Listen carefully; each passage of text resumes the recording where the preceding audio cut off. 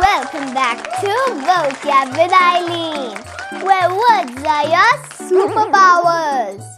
Today's idiom is super funny and a little juicy. It's spill the tea. Wait a second. Are we talking about oopsie-doopsie spilling your tea? No. When someone says spill the tea, it means tell a secret, share the exciting news, or tell all the gossip.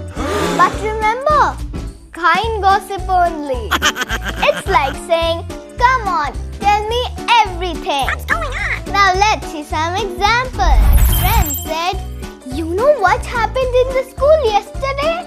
And I was like, OMG, please spill the tea. Or your friend smiles mysteriously and says, I have big news. And you reply, don't keep us waiting, spill the tea. Oh my god. And that's today's tasty idiom. Amazing. Did you enjoy learning spill the tea? Yes.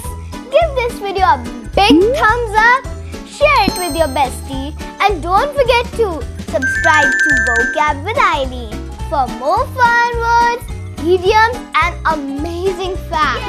Until next time, keep smiling, keep learning, and keep the tea spilling. Bye.